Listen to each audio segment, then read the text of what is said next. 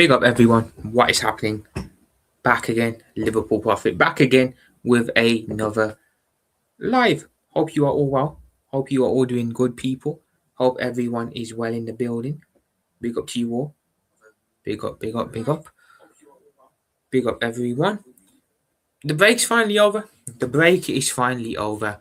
The football is back. This has felt, I'll say this, it's felt strange having an international break because while, yeah, the league's crap and everything, but I still miss watching Liverpool regardless of the result. It's a weird relationship I have because while I'm not happy with how the season's gone, international football is just that bad that it causes me to miss the Liverpool. Miss watching my club Liverpool, which is annoying. But I get it. To be fair, I get why I'm like this because football is ingrained into me. It is ingrained into me, and yeah, the break is over. England have played, Brazil have played, France have played. They've all played. They've all had their last share of international friendlies, I believe it is. And now the match weeks are back. The football is back, and we can look ahead to the Reds playing once again. And big up AJ, man. Big up to AJ, brother. I did order a mod, and in you are, bro. Here you are. Appreciate you, brother. Appreciate you, brother. So yeah, breaks over, people. Football's back. The running begins now. There's only seven. There's only 7 match weeks left in the Prem before the season ends, and we look to the summer and have a break, a proper break.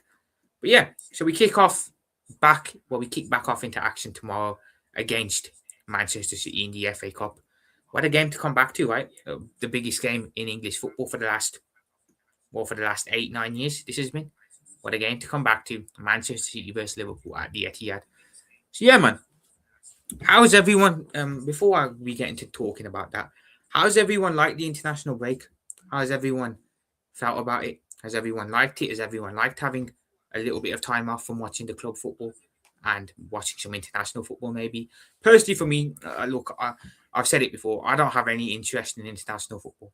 I genuinely don't. No interest at all in international football when it comes on.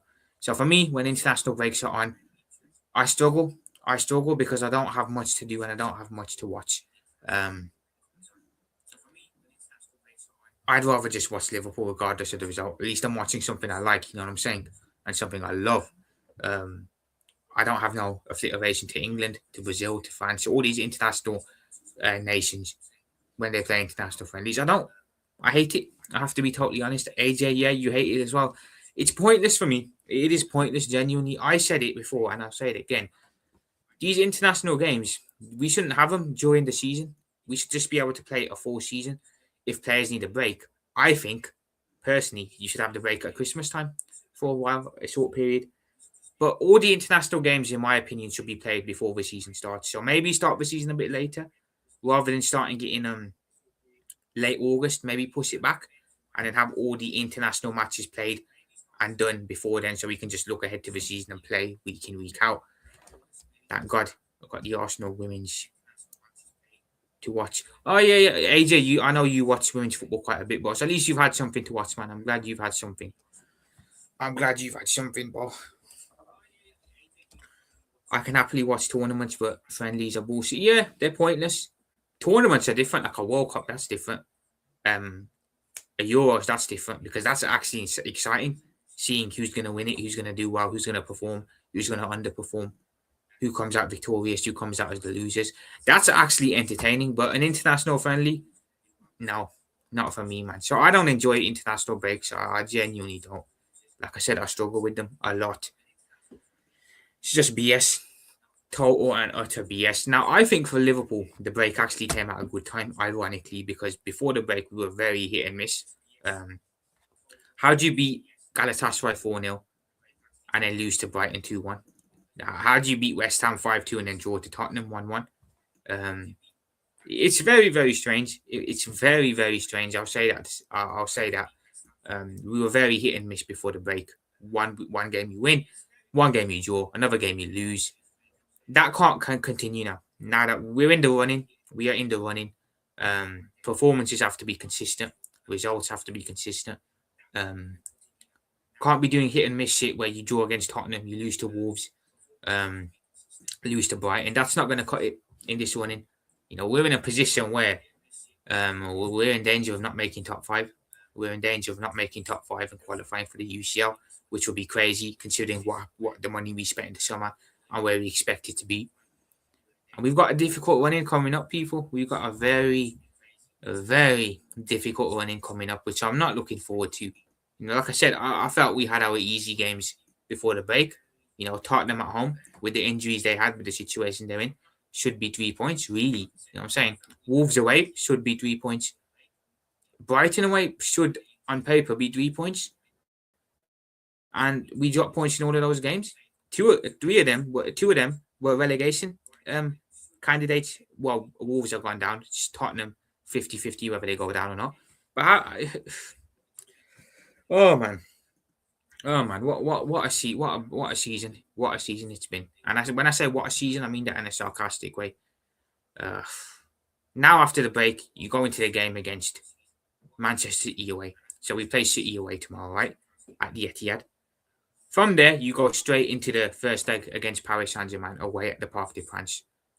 So that's another issue there. Etihad and Parc des Princes back to back. Ugh, sticky.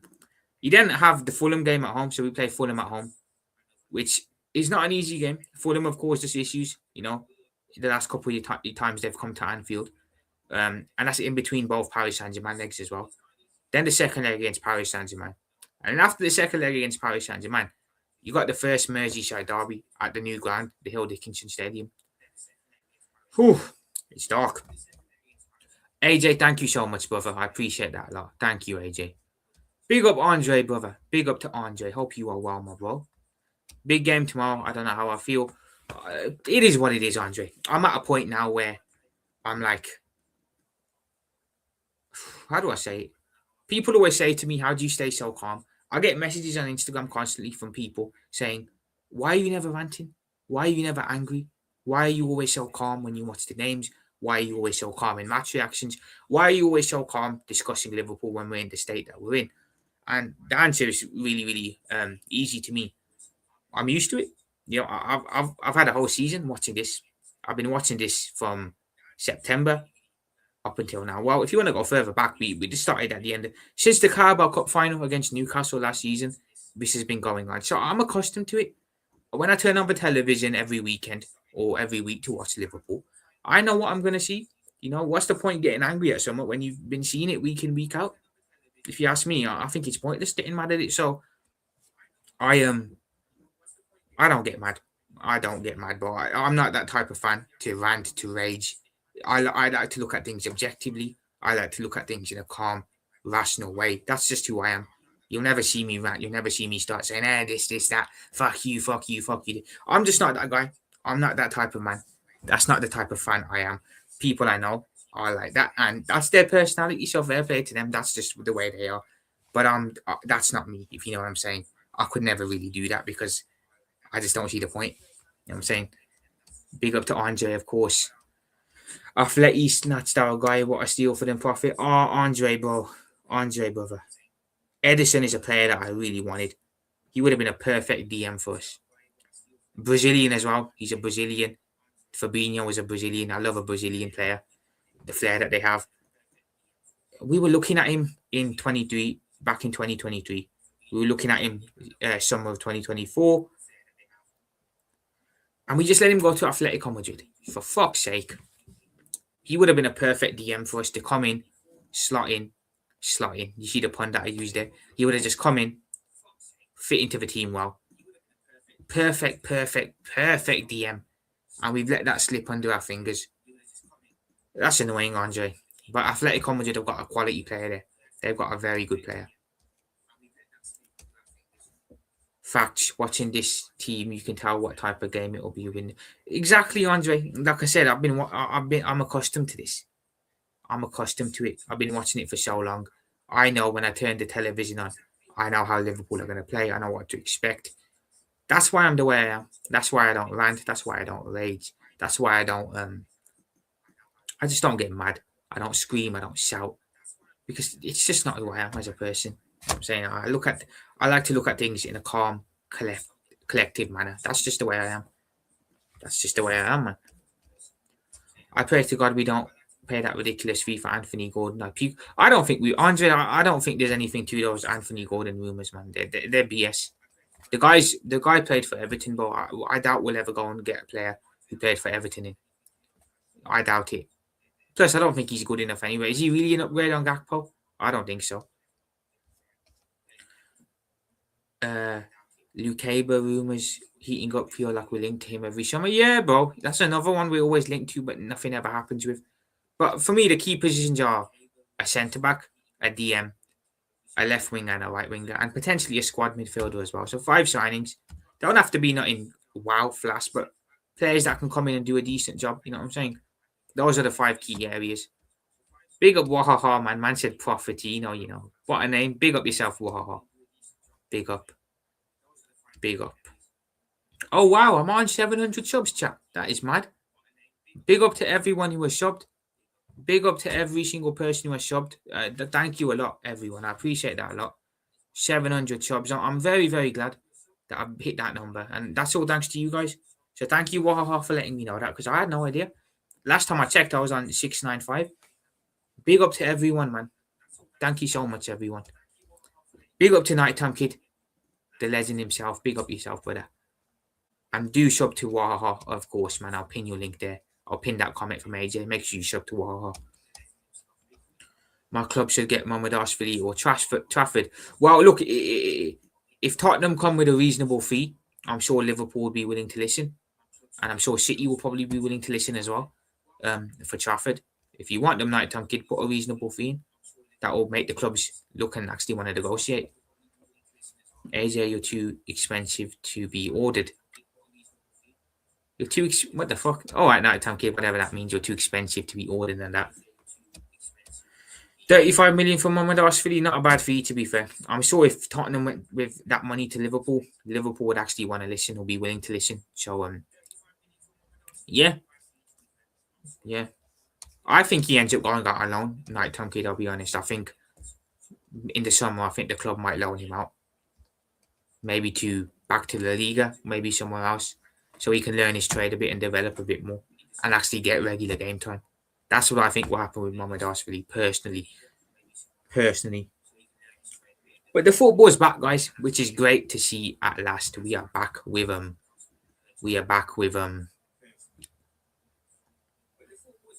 some games, and Liverpool are back as well. 35 plus for see, Nighttime Kid. That's you think Liverpool will ever negotiate under stupid circumstances like that? That's never gonna fucking happen. Firstly, 35 million, yes, but you think Liverpool are really gonna trade Mohamed Ashford for Vicario? No, that will never happen. So if you want him, you'd have to pay money straight up. No swap deal negotiations or nothing. Big up to Ramchurn, man. Big up to Ramchurn. Big up the Red Army. Big up yourself. Flexing my bicep. I don't know why I'm doing that, but big up, man. Appreciate you being in the building. Big up to Josh, man. Big up to Payne in the Arsenal. Big up to my brother, Josh. Make sure you sub to Josh, by the way, man. Doing currently doing Arsenal sorts, I think. Last time I checked. Big up to yourself, brother. Appreciate you being in, man. 700 subs. Yeah, bro. Appreciate everyone who has subbed, man. Hit 700 at last. Appreciate every single one of you. Thank you, bro. Appreciate the congratulations. Hopefully, fingers crossed, we can do something against Manchester City this weekend. It is what it is, regardless. You know what I'm saying? I'm not going to lose sleep at night over this season, but hopefully, we can get the win tomorrow. I'm hoping that the break will have refreshed us a bit, and we're actually going to come back with the correct mindset. But who fucking knows, man? I'm ready. I've missed it, Nighttime Kid, personally. I don't know about anyone else, but I don't really like not watching Liverpool, regardless of how we're playing. I don't admit it, but there's nothing more that I love talking than talking about Liverpool, watching Liverpool, talking about Liverpool, reading up on transfer news. That's just who I am, regardless, isn't it? Regardless where we are and how we're doing. Let's go, football. Let's go, man. Big up to Dansham. Big up yourself, Dansham. Appreciate you being in the building. City offered Rodri contract even when he wants to go to Madrid. I don't think there's anything in that Rodri to Madrid story, Nighttime Kid. I think it's all just a smokescreen. You know, they've done it before. Bro. Madrid have got plenty of midfielders. They've got Tukameni, they've got Camavinga. You've got one or two others there as well. They don't need a midfielder currently, so I don't think there's anything in that Rodri story to Madrid. Thank you, Dan Chum. Appreciate it, man. Big up to every single one of you who has subbed. You've helped me a lot. It's been a long journey, but I appreciate every single one of you, man. Thank you, Night Tom Kid. Thank you, bro. Thank you, brother. Appreciate it. You, all the people in the chat, the ones that are constantly locked in, week out. I can't say how much I appreciate it, man. You could all be doing something else. But you choose to lock in and watch me. And that means a lot to me. It means a lot. More than you guys. Well, more than anyone can ever know. So big up to every single one of you, man. Big up.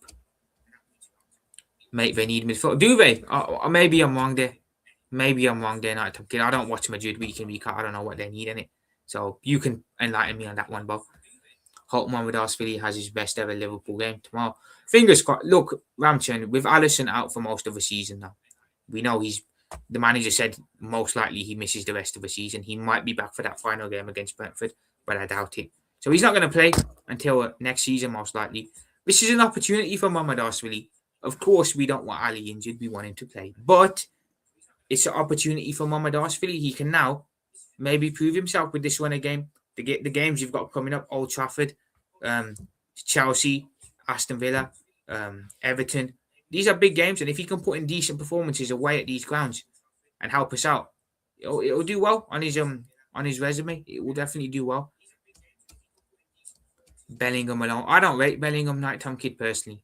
I don't think he's that good. I genuinely don't.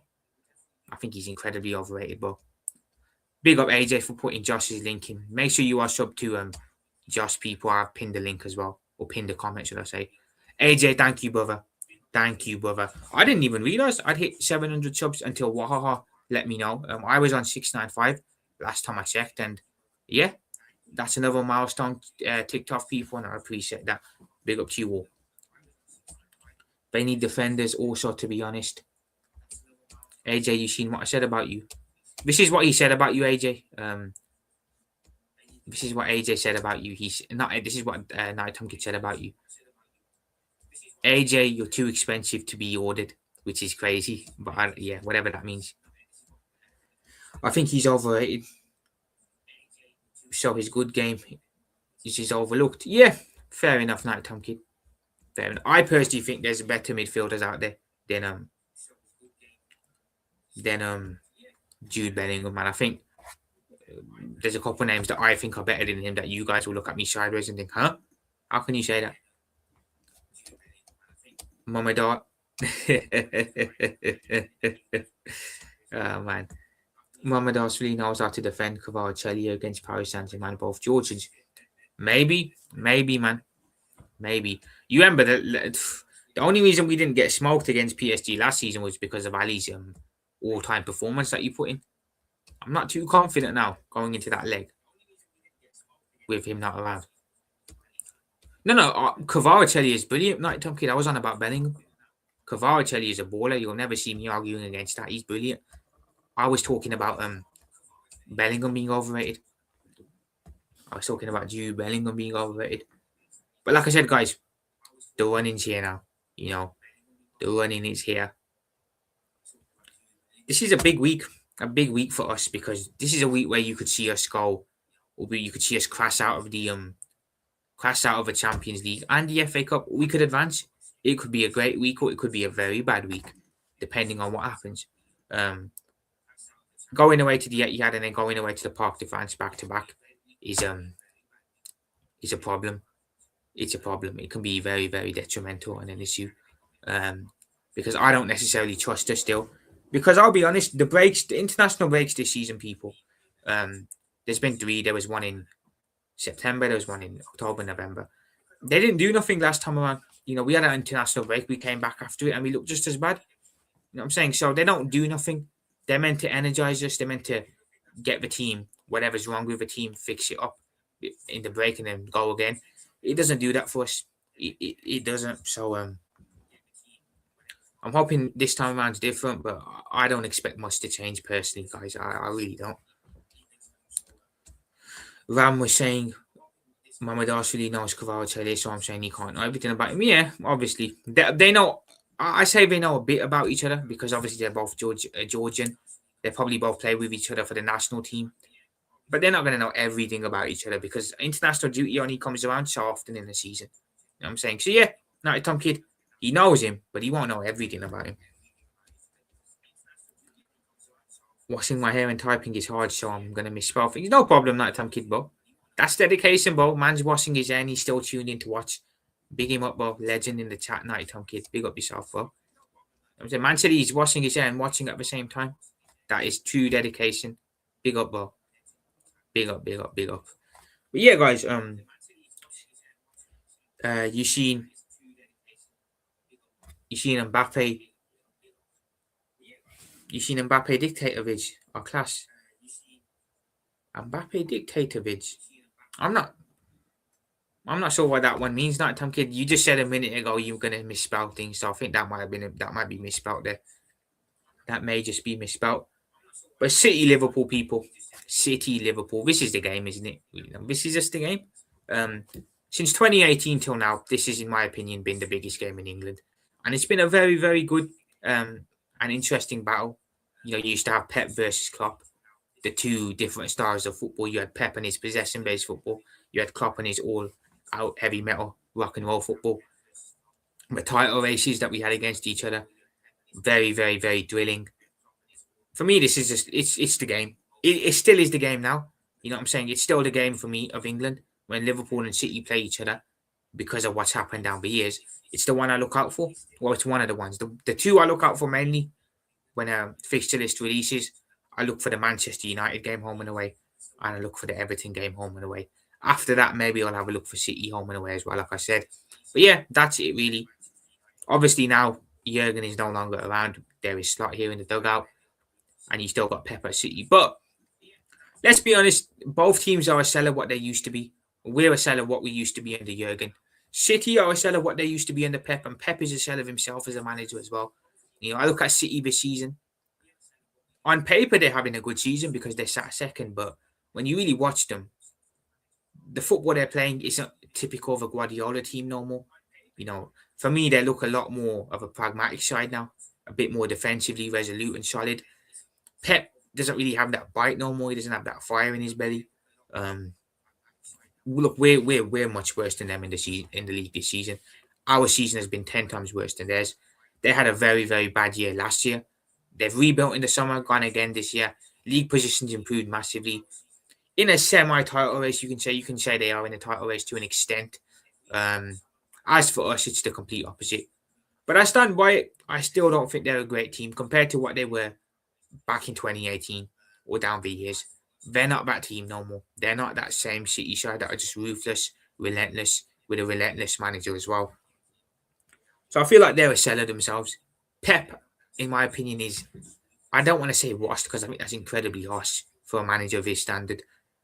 He's not what he used to be, should I say. He's not that same manager that was dominating world football, that won a treble, that looked so unstoppable at the top of his game. I think last season really brought him down to earth and humbled him. This year, yes, City have rebuilt and they're back up there. But I still don't see, I don't look at them and feel fear. I used to look at City before and feel fear. I don't feel that no more. That's crazy to say because they beat us twice this year. But that was more so us being crap than them being good, for being honest. It's not that same City side. It's not that same Pep Guardiola. This is a Guardiola who's coming towards the end of his time at City now. If he doesn't, I think he does one. I personally think he goes in the summer, but if he doesn't, he'll do one more year max. If we're being honest, then he's off. Liverpool again. We are no longer that team we were under Jurgen. But nonetheless, even though we're both not the same no more, it's still a game that everyone looks out for in the calendar. It's still a game that English football was known in English football.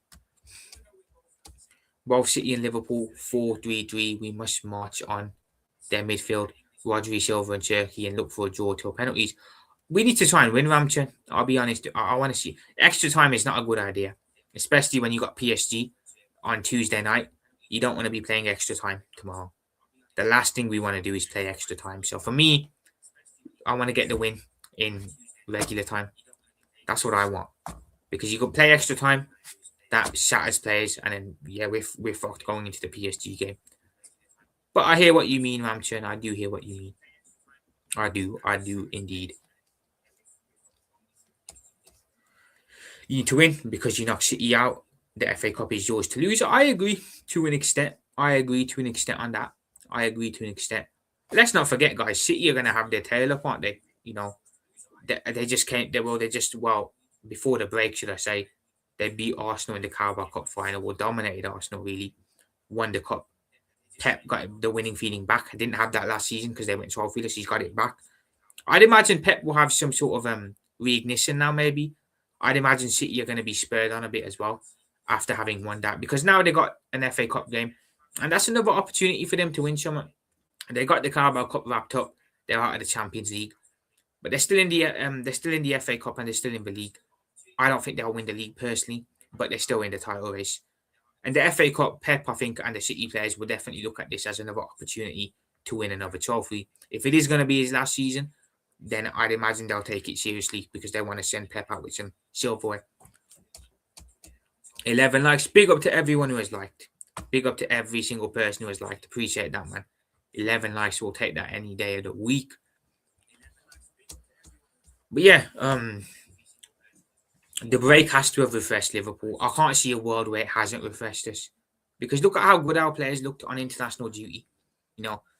Wirtz was brilliant for Germany. If you haven't seen Wirtz's goal, by the way, that he scored last week or last Friday, please do check it out. It was an absolute screamer. The Wirtz goal was perfection. One of the best goals I've ever seen. Wow, wow, wow. And he played brilliantly for Germany as well. Nagelsmann really knows how to get the best out of Florian Wirtz, which is something that I think starts to take a page out of on what Nagelsmann's doing and try and maybe replicate it a bit. Virgil looked great as well for Holland. Virgil had a very good performance for Holland. All our lads look good on international duty, but that was the same in the last international break. Wirtz has looked good for Germany every time he's gone to play for them. VVD's looked good for Holland every time he's gone. Szoboszlai's been great for Hungary. Ekitike did well against France as well. It's amazing how they look so good for their nations, but when it comes to Liverpool, they all look like strangers. You know what I'm saying? Very, very mad. Big up to Mr. Josh CJ, brother. Appreciate you being in the chat. Big up yourself, man. So yeah, it's amazing. It's genuinely amazing how they can look so good for country, but then out of sync for clubs, should I say. It's mad how it's been it's pretty much been a whole season at this point, and our players still play like they're strangers. A lot of them still play like they haven't met each other before. For me, that's another issue there. But the break has to have reignited us. It has to have brought something out of us. We can't afford to come back and be playing the same way we were before the break, or how we've been playing all season. We don't have no room for slip-ups no more. We do not have any room for slip-ups. We've had our slip-ups against Tottenham, against Wolves, against Brighton. These are games we should have won. These are where our points should have come from, ideally. Because I'm struggling to see where our points come from in the running. I genuinely am. So Brighton away at the Amex should have been 3 points on paper. Tottenham at home should have been 3 points on paper. Wolves away should have been 3 points on paper. These are the games that we should be winning comfortably, if we're being honest. And we fucked up in them. And now we go into a run in where the games we're playing are not against scrubs, they're against decent opposition that will raise their game against us. Perform like that before the break in this run in, we're screwed. I'll say that for starters. Last 20 minutes, last 20 matches at the Etihad, Liverpool have won 5. 25% win, not bad. Our record at the Etihad's not great, Ramchan, in league or anything. I think Jurgen won there once, and that was the 4-1 victory when Pep wasn't even in charge. I think it was still Pellegrini at that point. Pellegrini was still the City manager. So Klopp won there then. Other than that, we won there in the Champions League, 2-1 in the Champions League back in 2018. Have we won there under Jurgen since then? I don't think we have. Most of them, it's either been a draw or it's been a City win.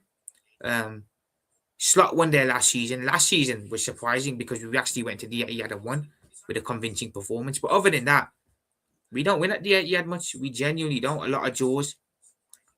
City wins. It's not a good hunting ground for Liverpool. There's a couple of grounds I look at in the league, and I think we struggle when we go there. I think City's one perfect example there. Either it's a draw most of the time, or we lose. Old Trafford's another one. Old Trafford is a ground that I think Liverpool struggle at. I think again, Jurgen only won 2 games at Old Trafford. We won. There was the 4-2 in lockdown, and obviously the iconic 5-0. Other than that, a lot of draws there. Everton, another one. That's another game that we struggle in. One day back in 2021. Since then, have we really won at Everton much? No, we haven't. It's another ground that we struggle at because Everton in the derby will always up their game against Liverpool. Where else do we struggle at? Craven Cottage is a weird one. We do struggle when we go to Fulham away. Fulham away is a tough game. Emirates, we don't win much at the Emirates against Arsenal. You know what I'm saying? We don't win there much. Our last win at the Emirates was back in 2022, I believe. Before that, we won back in 2021 as well. Other than that, a lot of draws at the Emirates where they finish in an Arsenal win. That's another ground that we struggled at. Most of these grounds were under Jurgen. We struggled at the Emirates under Jurgen. We struggled at Old Trafford, the Etihad, and against Everton at Goodison. That for me, that is a lot of grounds that we don't do traditionally well at. And I think every team has that, where there's that one ground or there's that one place where they go away from home and they just struggle to win there. They have a mental block. Appreciate that, AJ. Big up, people. Do sub to Joshy J if you haven't already. Pardon me. And don't forget us too. Our record against Tottenham away is actually relatively good. Right, Tom Kid. We've actually got a relatively good record against you away. We beat you there this season. We beat you there last season. In 2023, you beat us. So there's one. Year before that, we beat you there. 2022. Before that was a draw. Year before that we won. Year before that we won. Year before that we've got a good record against United, Tom Kid. At your ground in the last 9 years, Tottenham have beaten us once at their ground and drawn against us once. Other than that, it's been all Liverpool wins. So the Tottenham Hotspur ground isn't a hard ground for Liverpool. It's a ground that we do win at most of the time. You know what I'm saying? But obviously, your rivals across the road, the Emirates, Arsenal, that's a ground that we struggle at more, which is very weird. How you can go to one North London side and win so much, and then go across the road to the other North London team and struggle. It's weird. Very, very weird. But yeah, Tottenham's not a ground we struggle at to win. It's not a ground we struggle at when we go there. Stamford Bridge is another one in recent years. We haven't won at Stamford Bridge in a while. Last time we went at Stamford Bridge I think was 2020 in COVID. So that's another ground we struggle at.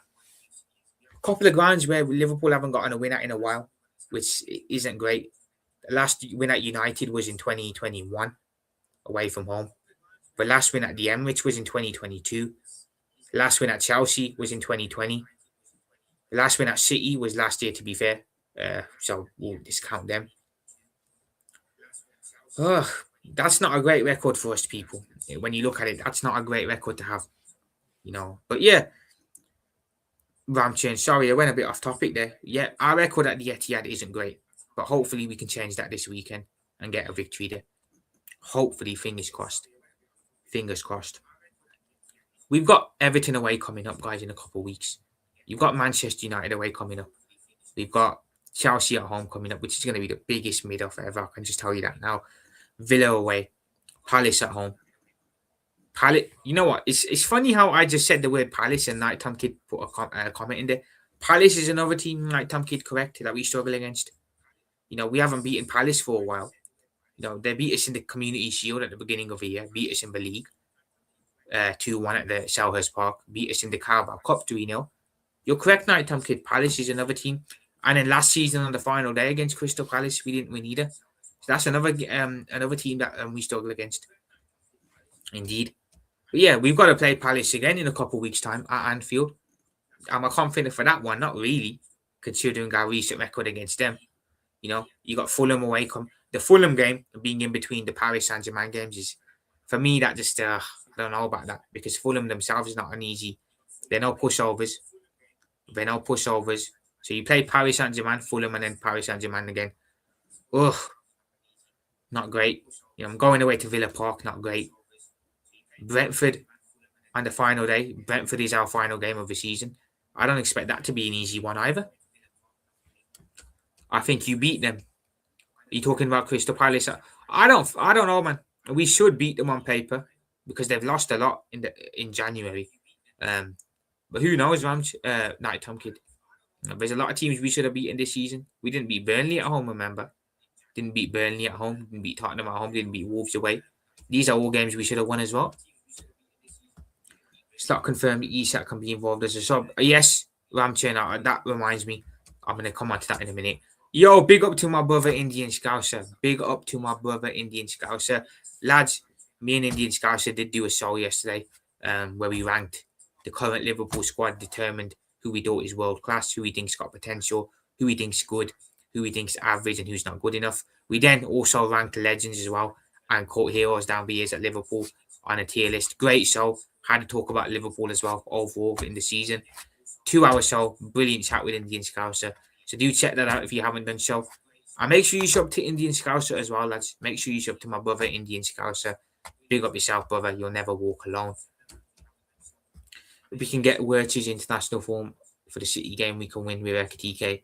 With Ekatike's productive shots. Yeah, if Wirtz and Ekatike can link up well together like they did against Newcastle at home, we can cause City problems. Brilliant show, bro. Really enjoyed it, brother. I really enjoyed yesterday's show. Big up, man. Appreciate you joining me again. And look at that, bro. Nighttime Kids put the link in. AJ's put the link in as well. Big up to both of you. I'll pin both of your comments to be nice. But yeah, make sure you sub to Indian Scouser, lads. Make sure you sub to my brother Indian Scouser. It was a great show, man. A great show.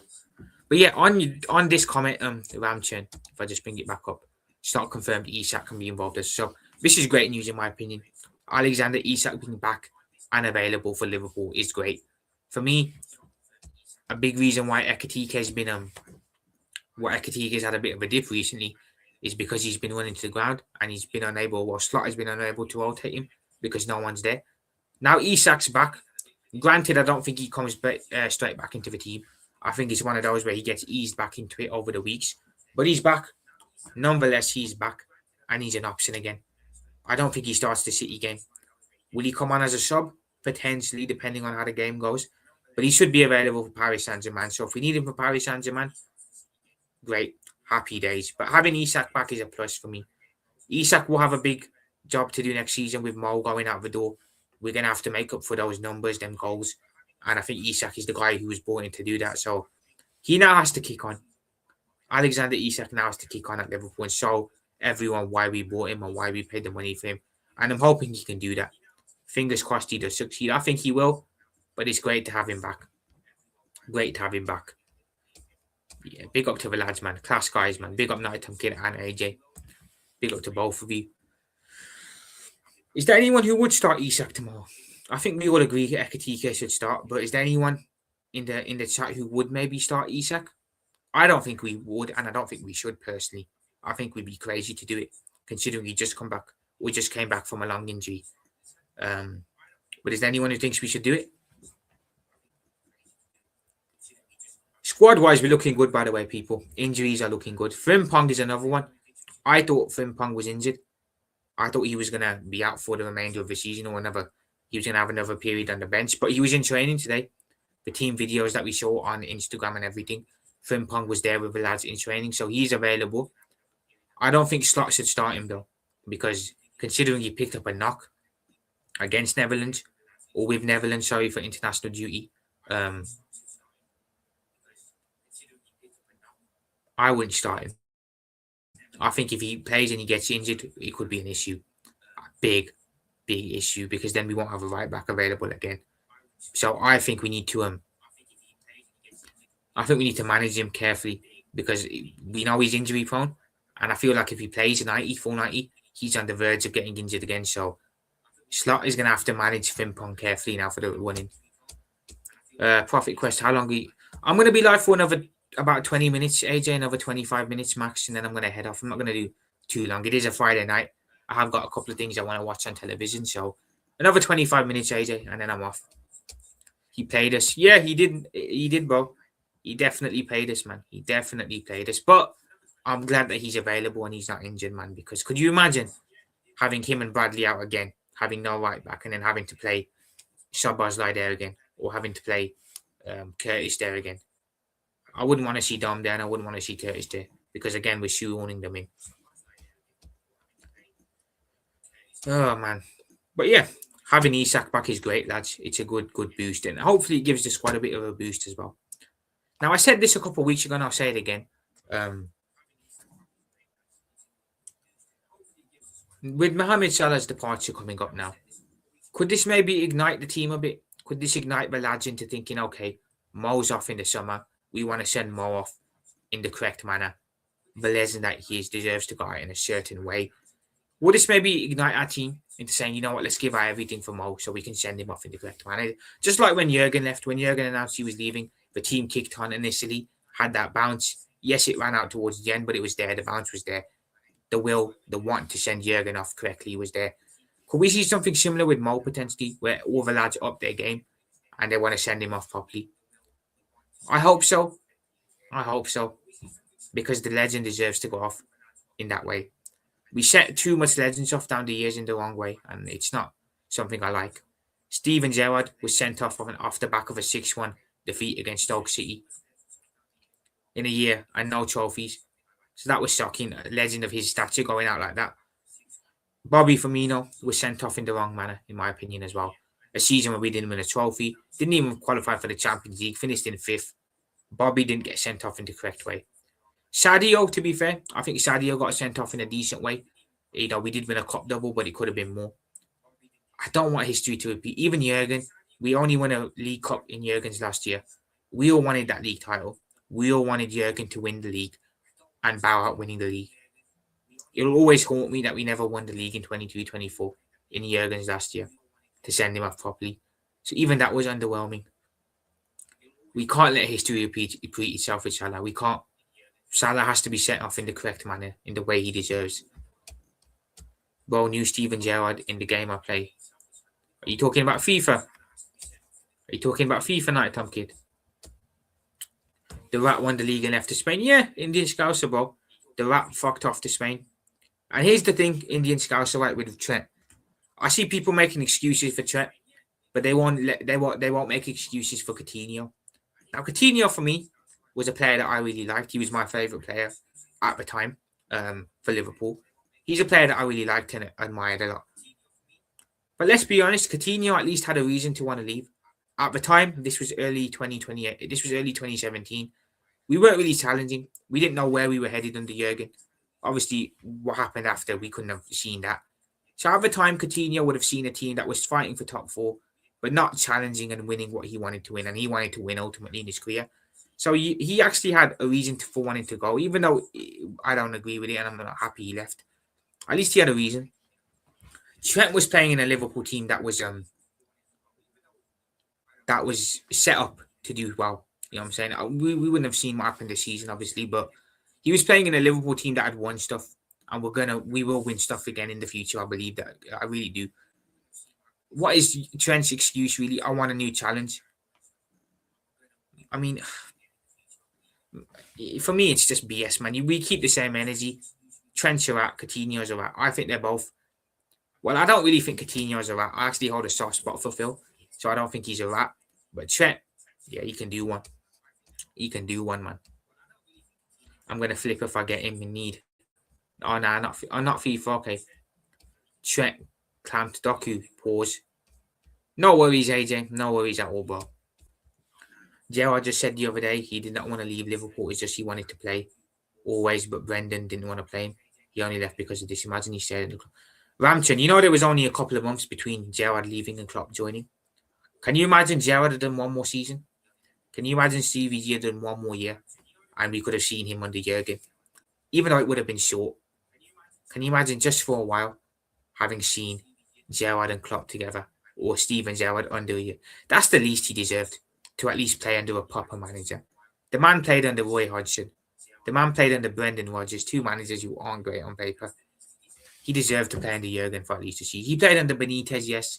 I'll give him that, but it's amazing how loyal someone can be to a club. It's amazing how loyal a man can be to a club. You'll never get them like Steven Gerrard again. You'll never get them like Steven Gerrard again. Stayed his entire career at Liverpool when he easily could have left and gone elsewhere. What a man. through and through Liverpool. Just finished watching Stevie and the overlap on Stick to Football, so would watch. I haven't watched it yet, Indian Scout, so I'm gonna get to it. But I've seen what he discusses. I believe he discussed about his potential. Well, when he was tempted by Chelsea, he discussed what made him stay at Liverpool, Liverpool season as a whole, and everything. But I think Stevie G said it perfectly from the bits that I saw. He doesn't enjoy watching Liverpool, and I'm glad he said it. Steve Gerrard actually said and called it out that this has been happening since the cup final defeat to Newcastle last season. I'm glad Gerrard said it, and I'm glad he said that the performances ain't there. He doesn't enjoy watching the team. He doesn't enjoy watching the style of football. I'm glad Gerrard said this. The one thing I didn't like that he said though is Arne Slot deserves the opportunity to turn this around, because he was asked about Alonso and Slot, and the quote that I read said he wants Arne Slot to have the chance to fix this. But then he also said if Xabi Alonso is there and available, and then the quote ended. So I prefer Stevie G just said that we need to make the change. It's obvious that he wants Xabi Alonso in the door.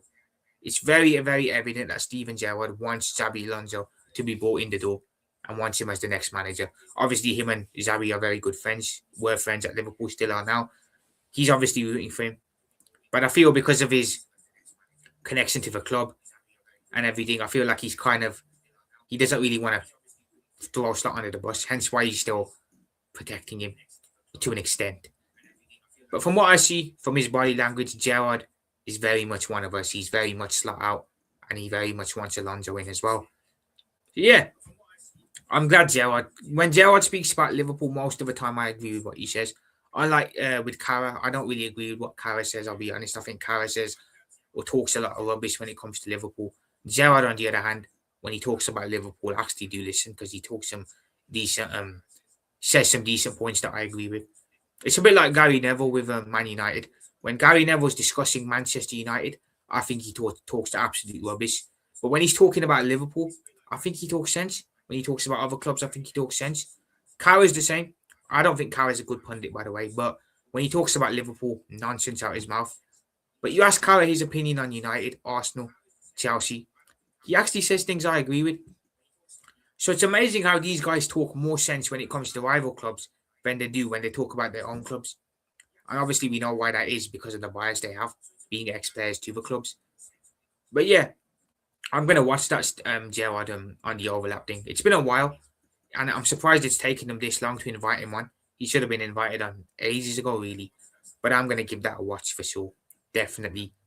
But yeah, man, big up to Steven Gerrard, man. Still advocating, still, holding or trying to maintain the standards at Liverpool, which is great to see.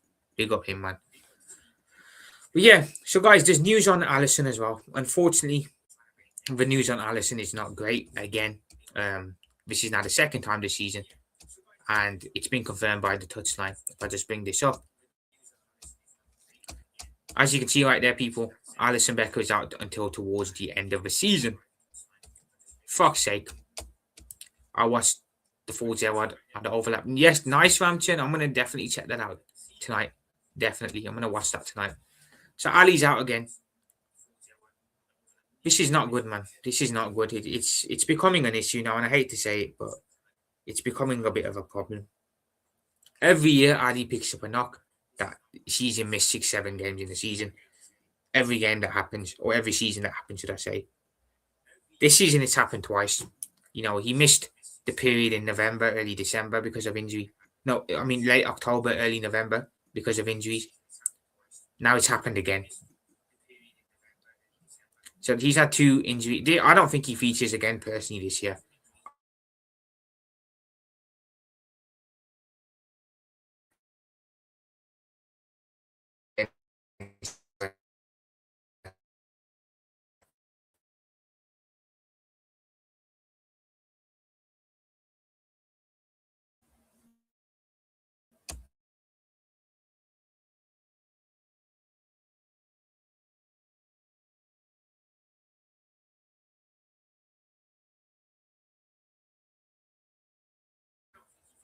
I don't know what the hell happened there. Hopefully, can you guys still see me or not? People, loud chat, can you hear me or not? Can you hear me? Because I just lagged out there for a minute. Apologies about that, everyone. Hopefully you can still see me though. That's bullshit, man. Fucking StreamYard. What a surprise. Oh, that's not what I wanted to do. There we go. Yeah, just a bit of a lag there, but apologies, brother. But yeah, I don't think Ali plays again this season now. I don't. I think will be if he does, it will be a miracle. I think he plays again next year now. But last season he picked up a knock. The year before that he picked up a knock. The last 3 seasons he's picked up an injury. This year it's been 2. It's an issue. It's an issue, man. Because I love Ali to bits. I think on his day he's the best keeper in the world. But what's happening here, guys? What is happening, man? Alisson. Oh no, no way, Ramchurn. He made me. Oh nah, man. If he misses the World Cup, I'll be so gutted for him. I will be so gutted for him, man. He's one of the main reasons I want Brazil to win the World Cup to begin with. I'll be so gutted if he misses the World Cup, man. Hopefully he can make it there. But that's a big sucker punch, man, if he does. But yeah, Ali's out. Mamardashvili now has a chance to step up. Can Mamardashvili make that step up? We'll have to wait and see. Can he make that step up for the rest of the season? We've got to play Everton away, United away, Villa away, Chelsea at home. If Mamardashvili can put in decent performances there, maybe he can give Alisson a run for his money next season. But it's annoying seeing Ali out again, man. It's really annoying. Ugh, really annoying. Hopefully he can put these injuries behind him. But when I look at goalkeepers and I say goalkeepers can go until early 40s, a lot of that is to do with when I look at what Neuer's done at Bayern Munich. However, when you think about it, Neuer's injury record has been very good over the time he's been there. Hence why he's been able to go till the age of 40. I think Neuer picked up one bad injury back in 2017 that left him out for a while. Since then, he's come back in and he's been relatively good when it comes to injuries. Hence why he's gone as long as he's gone. I don't feel Ali has that. I don't feel Ali has what Neuer does, that ability to stay fit for a whole season. Ali does pick up a knock. He's injury prone, unfortunately. And for that reason alone, I'm not so sure he can go for the next 4 or 5 years again now. I really am not. Which I hate to say because I love the guy, but it's annoying. It's annoying. But hopefully Mamardashvili can step up now and show why we bought him. As for tomorrow's game, how do I see it going? Like I said, we should want to win this competition because it's an opportunity to win a trophy. And an opportunity to win a trophy should always be something that we're looking at doing. So we need to take it seriously for that reason.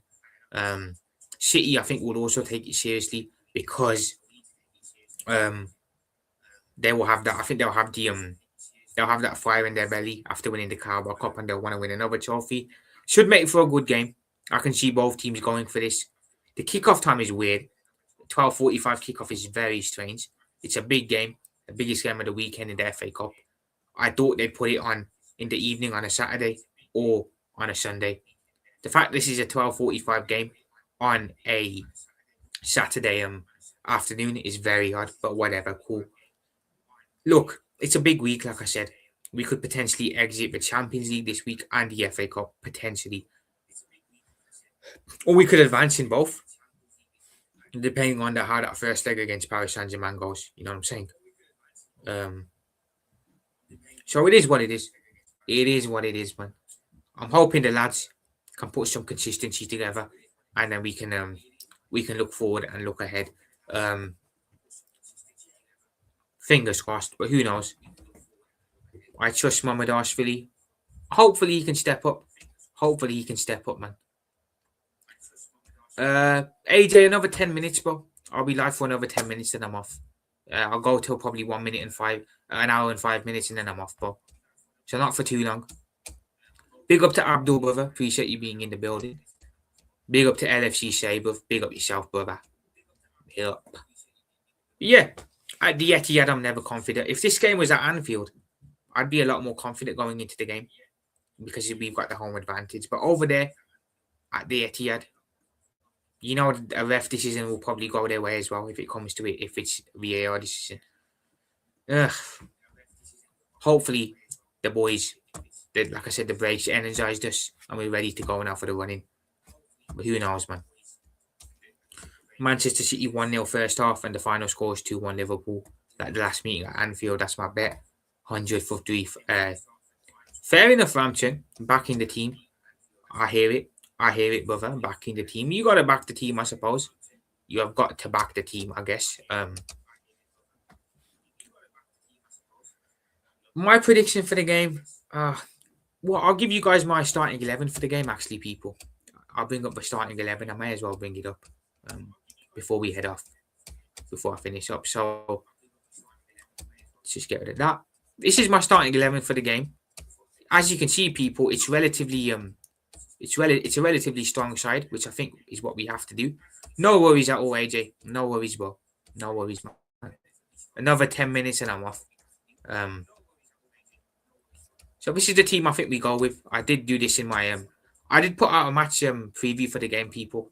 I did a pre-record giving my thoughts and feelings ahead of the game, my score prediction, and my predicted 11. So do check that out. It is on the channel. But yeah, just to bring this up again, this is the team that I went with for tomorrow. Obviously, with Ali out, it will be Mohamed Asfali in goal.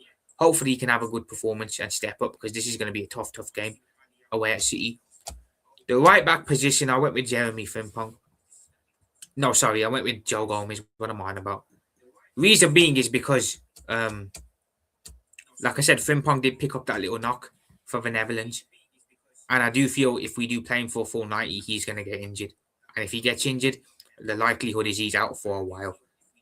So I'd go with Gomez for this game. Joe's reliable, to be fair. He's reliable at centre-back when he's fit, and he's reliable at right-back if he needs to play there as well. So I think it will be Joe Gomez for this game. The midweek game against Paris Saint-Germain, I don't know what happens there. Maybe Frimpong comes back in. But for this one, I'd be going Gomez. Centre-back pairing will be Virgil and Ibu. Can't rotate there. We have to go strong at centre-back. So Virgil and Ibu will partner each other as usual. But left-back position, I went with Kirkes. Now, this could be 50-50, man. It could be Robbo, it could be Kirkes.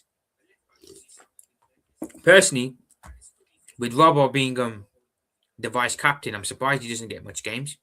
I am surprised he's on the bench a lot nowadays, but it's the nature of the football game, I suppose, when you get to a certain age. I feel that we need to go as strong as possible. And I feel in Slot's mind, going as strong as possible means picking Frimpong over Robertson because in his head, he thinks Frimpong over Robertson. In Slot's mind, we want to go strong. In our mind, we want to go strong. In his mind, I think that means picking Kirkes over Robertson because he feels Kirkes is the better left back. So I think Kirkes plays left back for this game. But I wouldn't be surprised if Robertson is in. I wouldn't. I think it's very 50-50. So if I get this one wrong, I hold my hands up and say, yeah, I got it wrong. But I think he goes with Kirkes. So I think that's the back four there. I think you have Mohamed Asfali, Gomez, Virgil, Kanate, and Kirkes. I want Frimpong to fight against Doku speed. Gomez can be slow. I hear it, Ramchan. I do hear it, but I don't want to risk him getting injured because Bradley's out. We don't want to have him out again because we've already had a period this season where we haven't had a fit right back, so I don't want to have that again. Moving into midfield, I think it'll be Gravenberch and Maka, I can't lie. For me, Maka has not been good enough this season. I've said it before. I feel his season overall has been very below par from what we're used to, from what we've seen, what we saw last season, the year before. I don't know what's wrong with him, but he just isn't up to the standard that he should be, and we all know he can be at. Gravenberch is a shoo-in, he'll play regardless. I'd go Jones. I'd give Jones a shot there. Like I said numerous times. I'd even give Szoboszlai a shot there. I'd move Szoboszlai back, put him and Gravenberch together. But the manager again, I feel Slot sees Maka as one of his favourite players as well. He's another one of those. He's one of those. He's in the Gakpo camp for sure. Gakpo and Maka are two players I think are Slot's favourites. So whatever we want, we just got to accept that no matter what happens, Slot is going to play McAllister no matter what. So I think Maka, unfortunately, although I don't want him to play, will play with Gravenberch in the double pivot. And then up top, the Egyptian king Mohamed Salah will play off the right wing. Obviously, we now know he's off at the season.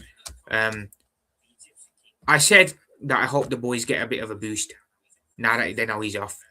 I hope he also gets a boost as well, because as we know, for his standards, the season's not been good enough. His season's not been good enough, and he knows that. We all know that.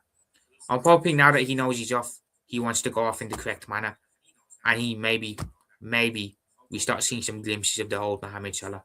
Hopefully. But I've got no doubt he starts the game. Szoboszlai then in the 10. I was gonna go Wirtz in the 10 and then Gakpo for left, but I don't think Gakpo should play this game. So Szoboszlai in the 10.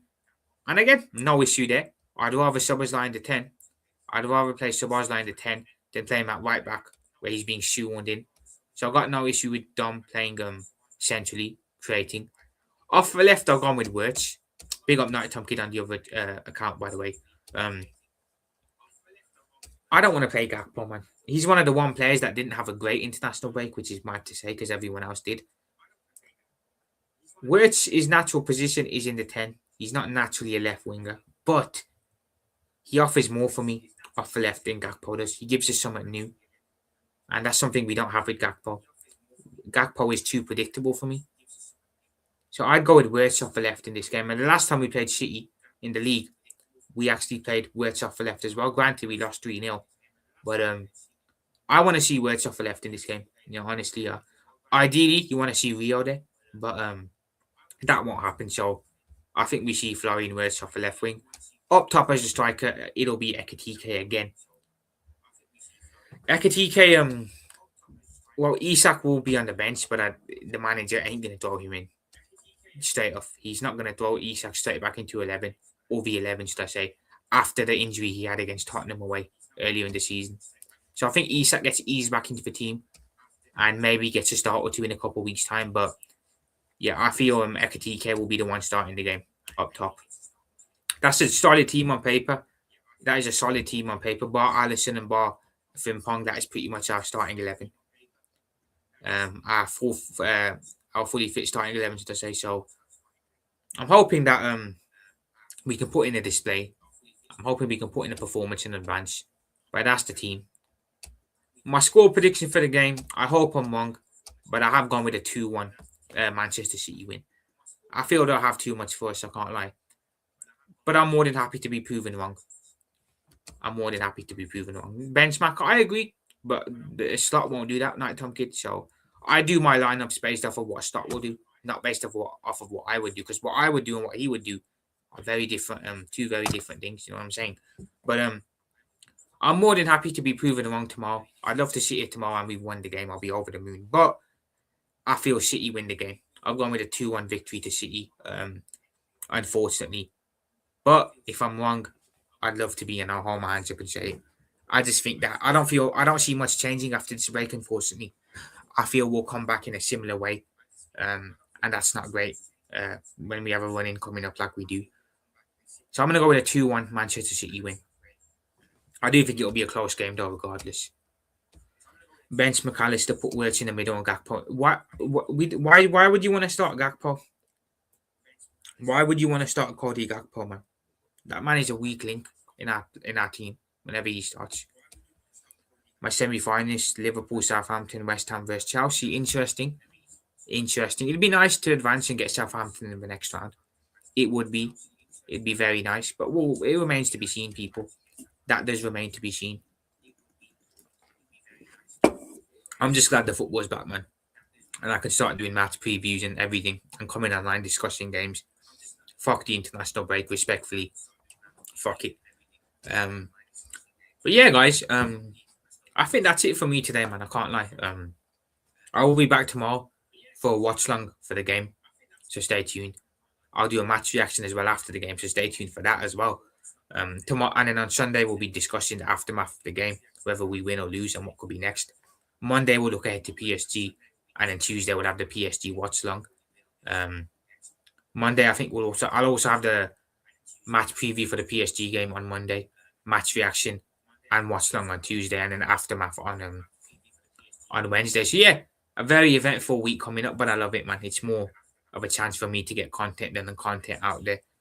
Big up to everyone in the chat. Been a great stream again today. Big up to you all. Gakpo attacker. I hear it, Nighttime Kid, but he's a weak link. I wouldn't be starting him. I'd rather start Rio over him currently. Paris Saint-Germain played today. I know, Ramchen. I think the last time I checked, they were winning 3-1. They were 3-1 up the last time I checked. So, yeah, they're going to be going into the game against us off the back of a win. PSG just get all the support from League One. Yeah, it's a shame that the Premier League can't give that same support to their clubs. It's a shame that the Premier League can't give the same support to our clubs than what the League One do to their clubs. Because obviously the League One clubs back their clubs. The League One, back their clubs. The Premier League doesn't back their clubs. You know what I'm saying? But it is what it is, Ramchin. It is what it is, bro. But I'm going to do a quick world call before I do head off, man. Big up to you all in the chat. Big up to Ramchin, of course. Big up to Nighttime Kid. Big up to AJ. Big up yourself, brother. Big up to LFC Sai. Big up to Abdul. Big up to my brother Indian Scout. So make sure you sub to Indian Scout, you're a legend. Big up to Nighttime Kid on his other account. Who else has been in here today? Big up to Mr. Joshy J. Anyone else in that I forgot? No, that's everyone, people. For once, I've actually called everyone out properly. No, I haven't. I've missed some people. What am I on about? Shame on me, man. Shame on me. What am I on about? Big up to Dansham. Appreciate you stopping in, brother. Big up to Josh, Payne in the Arsenal. Make sure you're up to Payne in the Arsenal, man. Big up to him. Appreciate you stopping in as well, brother. Big up to Wahaha. Big up to Andre. And is that everyone? Big up to every single person that hopped in. Big up, man. Good night, brother. Hopefully, man. Fingers crossed, Ramchen. Fingers crossed, man. I like the positivity. I like how you're always positive, brother. I like that a lot. Big up yourself, Ramchen. And big up to everyone else, too. Big up to you all. Been a blast of a stream again. I'll be back tomorrow, day after, with more content. And yeah, Liverpool profit out. Up the Reds. Peace. Let's get that win tomorrow, man. Let's get the win and advance to the next round.